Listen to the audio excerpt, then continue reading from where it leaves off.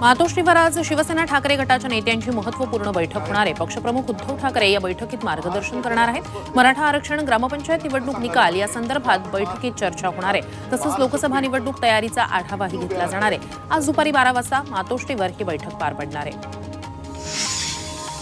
उमऱ्यात शिवसेना मध्यवर्ती शाखेचा वाद चांगलाच पेटलाय। महानगरपालिकेकडून या जागेची पाहणी करण्यात आली आहे। ही खासगी मालमत्ता आहे। जिल्हा प्रशासन आणि महापालिकेचा याच्याशी काहीही संबंध नाही असा दावा तहसीलदार युवराज बांगर यांनी केलाय।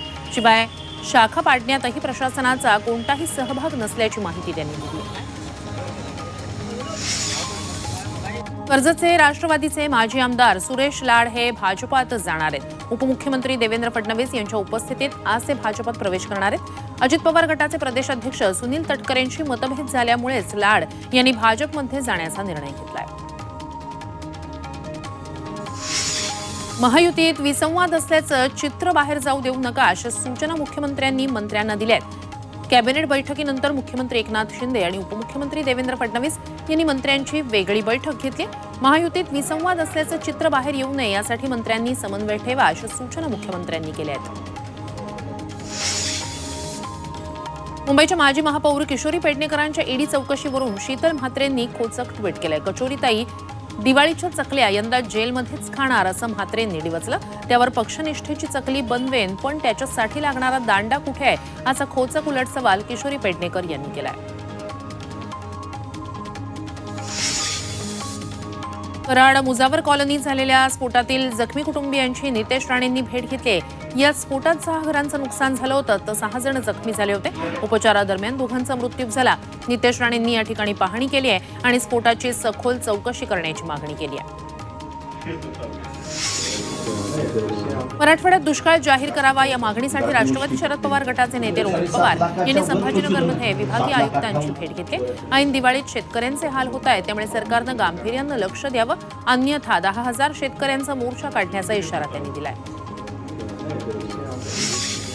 ठाकरे शिवसेना गटाचे अकोला जिल्हा प्रमुख गोपाल दातकरांनी जिल्हाधिकारी कार्यालयासमोर आमरण उपोषण सुरू केलंय। पीक विमा, अतिवृष्टीची मदत आणि शेतकऱ्यांच्या इतर अडचणी सोडवण्याच्या मागणीसाठीच दातकरांनी आमरण उपोषण सुरू केलंय।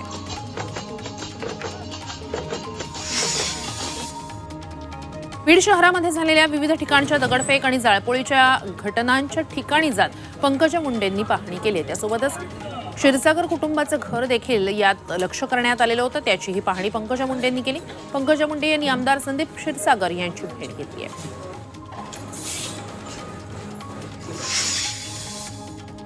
बीडमधील हिंसाचार म्हणजे राज्यातील गुप्तचर यंत्रणांचं अपयश असा आरोप भाजप नेत्या पंकजा मुंडेंनी केलाय। त्यामुळे या प्रकरणी एसआयटी स्थापन करून चौकशी केली जावी म्हणजे सत्य बाहेर येईल अशी मागणी त्यांनी केली। तसंच पुन्हा असा हिंसाचार झाल्यास आपण आमरण उपोषण करायला मागे पुढे पाहणार नाही असा इशाराही त्यांनी दिलाय।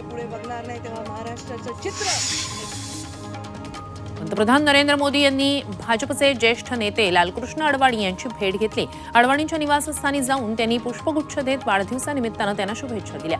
यावेळी त्यांच्यासोबत केंद्रीय गृहमंत्री अमित शाह आणि संरक्षण मंत्री राजनाथ सिंह देखील होते। मोदींनी ट्विट करत भेटीचे फोटो पोस्ट केलेत।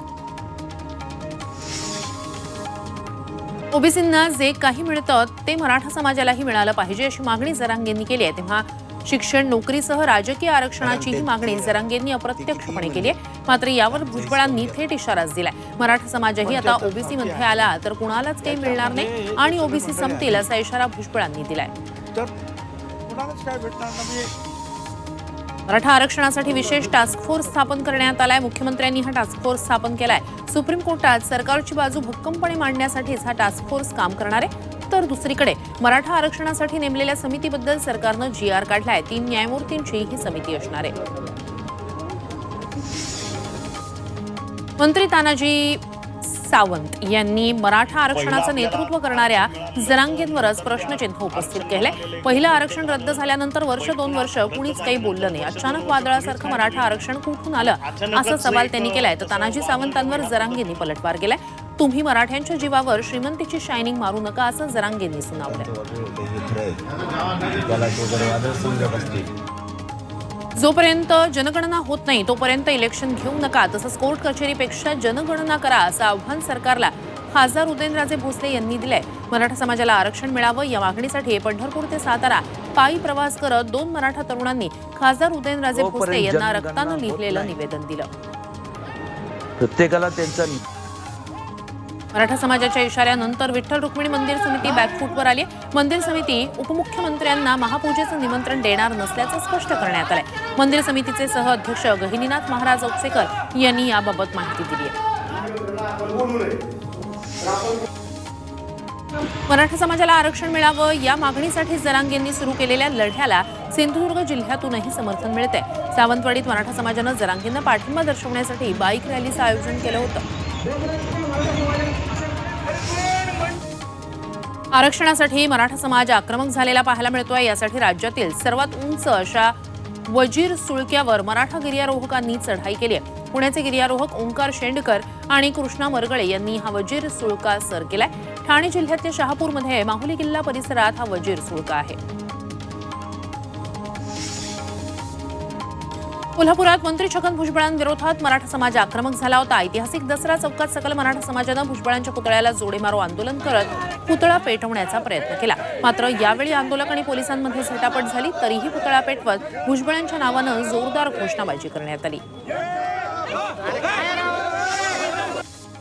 धनगर समाजाला राज्य सरकारनं खास दिवाळी भेट दिली आहे. धनगर समाजाच्या उन्नतीसाठीच्या योजनांची प्रभावी अंमलबजावणी करण्यासाठी नव्या समितीची स्थापना केली जाणार आहे. धनगर समाजाच्या योजनांचं नियंत्रण करण्याचं काम ही समिती करणार आहे. राज्य मंत्रिमंडळाच्या बैठकीत या निर्णयावर शिक्कामोर्तब करण्यात आलं.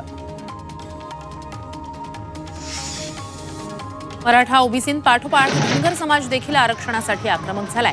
आरक्षणासाठी सरकारला 50 दिवसांचा वेळ दिला होता. मात्र तरीही अजूनही कोणत्याही प्रकारच्या हालचाली होत नसल्यानं धनगर समाज आक्रमक झालाय. बीड जिल्हाधिकारी कार्यालयावर धनगर बांधवांनी धडक मोर्चा काढला. येत्या 5 वर्षात मराठा समाजाच्या उमेदवाराला मतदान न करण्याचा निर्णय दौंडमधील ओबीसी समाजानं घेतलाय. चौफुला येथे ओबीसी समाज बांधवांचा मेळावा पार पडला. त्यावेळी हा निर्णय घेण्यात आला. तर दीपावलीच्या पाडव्याच्या दिवशीच मल्हारी मार्तंडाच्या चरणी विविध पक्षांचे ओबीसी पदाधिकारी राजीनामे सादर करणार आहेत, अर्पण करणार आहेत.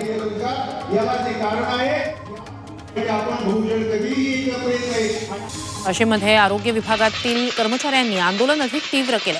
कंत्राटी आरोग्य अधिकारी कर्मचारी समायोजन कृती समितीच्या वतीनं हे आंदोलन करण्यात आलं. या आंदोलनामुळे आरोग्य विभागाचं काम मात्र प्रभावित झालं. अकोल्यातील जिल्हाधिकारी कार्यालयासमोर आरोग्य सेवा कर्मचाऱ्यांचं काम बंद आंदोलन सुरू आहे. कोरोना काळात वापरलेले पीपीई किट घालून हे आंदोलन करण्यात आलं. 20 वर्षापासून आरोग्य क्षेत्रात काम करूनही सरकार या कार्याची दखल घेत नसल्याची खंत आरोग्य कर्मचाऱ्यांनी व्यक्त केली आहे.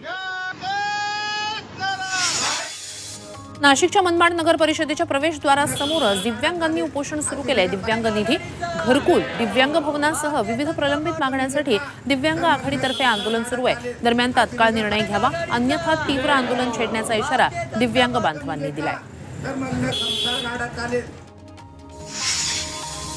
पुण्याच्या इंदापूर तालुक्यातील भांडगावमध्ये रामोशी समाजातील अल्पवयीन मुलीवर बळजबरीनं अत्याचार करण्यात आला. त्याच्या निषेधार्थ जय मल्हार क्रांती संघटनेनं इंदापूर तहसील कार्यालयावर निषेध मोर्चा काढला. आरोपीला कठोर शिक्षा झाली पाहिजे अशी मागणी यावेळी करण्यात आली. ठाण्याच्या शहापूरमधील बामणे गावचे आदिवासी बांधव आमरण उपोषणाला बसलेत.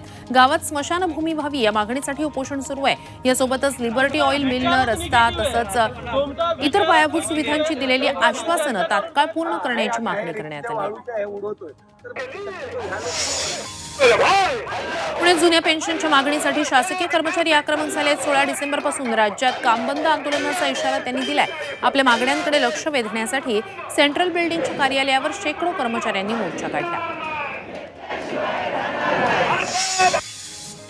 दिल्लीतील प्रदूषणामुळे शाळांना 9 ते 18 नोव्हेंबर दरम्यान विंटर ब्रेक घोषित करण्यात आलाय. दरवर्षी डिसेंबर-जानेवारीमध्ये विंटर ब्रेक असतो. मात्र यंदाच्या तीव्र प्रदूषणामुळे सरकारनं नोव्हेंबरमध्ये सुट्ट्या जाहीर केल्यात. सध्या ही दिवाळी 10वी-12वी वगळता सर्व वर्ग ऑनलाईन सुरू आहेत.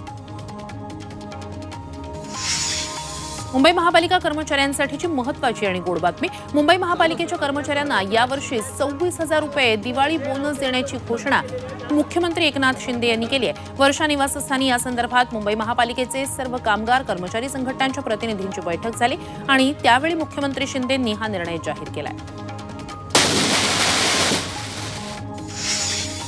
सिडकोच्या कर्मचाऱ्यांना छप्पर फाडके बोनस मिळालाय. सिडको कर्मचाऱ्यांना तब्बल 50,000चा बोनस जाहीर झालाय.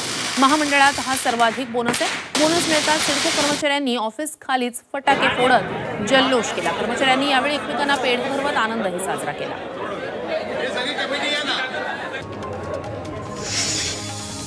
पुणे रेल्वे स्थानकातून दिवाळीसाठी 391 जादा रेल्वे गाड्या सोडल्या जाणार आहेत. यातून सुमारे दररोज 1.5 लाख प्रवासी प्रवास करतील असा रेल्वे अधिकाऱ्यांचा दावा आहे. देशभरात उत्तर प्रदेश, झारखंड, रांची अशा ठिकाणी या गाड्या रवाना होतील, तर राज्यात कोल्हापूर, लातूर आणि नागपूरसाठी जादा गाड्या सुटणार आहेत. व्हॉट्सअप अकाउंटची सुरक्षितता आता वाढणाऱ्या युजर्ससाठी नवीन फीचर लॉन्च करण्यात आलंय, ज्यानुसार ॲप लॉग इनसाठी ईमेल व्हेरिफिकेशनचा ऑप्शन युजरला दिला जाणार आहे. आतापर्यंत फक्त फोन नंबरनंच लॉग इन करता येत होतं. आता मात्र ईमेल व्हेरिफिकेशनचा पर्यायी फीचरही मिळणार आहे. टीव्हीएस मोटर कंपनीनं आपली नवीन 3 चाकी ऑटो रिक्षा लॉन्च केली आहे. टीव्हीएसची ही किंग ड्युरेमॅक्स प्लस सीएनजी आणि पेट्रोल व्हेरियंटमध्ये उपलब्ध आहे. तिची किंमत 2,50,000 आहे. त्यामुळे या ऑटोची मागणी वाढतीये. अवकाळी पावसानं शेतकऱ्यांची चांगलीच तारांबळ उडाली. ऐन भात कापणी सुरू असतानाच मावळमध्ये मेघगर्जनेसह अवकाळी पावसानं हजेरी लावली. कापलेला भात आणि झोडपणी केलेल्या भातावर पावसाच्या पाण्यानं पिकांची नासाडी झाली. हातातोंडाशी आलेला घास पावसानं हिरावून घेतला. त्यामुळे भात उत्पादक शेतकरी चिंतेत आहेत. रायगड जिल्ह्यात अवकाळी पावसानं धुमाकूळ घातलाय. महाड, पोलादपूर, माणगाव, रोहा तालुक्यात पावसानं जोरदार हजेरी लावली आहे. अवकाळी पावसामुळे भात पिकाचं नुकसान झालंय. कापणी केलेल्या भात पिकाला अवकाळी पावसाचा फटका बसलाय. त्यामुळे शेतकरी हवालदिल झालाय. सिंधुदुर्ग जिल्ह्यात अवकाळी पावसामुळे भात शेती पाण्याखाली गेली आहे. सावंतवाडी आणि कुडाळ परिसरात मुसळधार पावसानं शेतीचं प्रचंड नुकसान केलंय. सातारा जिल्ह्यात अचानक आलेल्या अवकाळी पावसानं झोडपून काढलं. माण, खटाव, कोरेगाव, सातारा या भागात पावसानं अचानक हजेरी लावली. या पावसामुळे नागरिकांची चांगलीच तारांबळ उडाली. रस्त्यावरही पाणीच पाणी झालं होतं.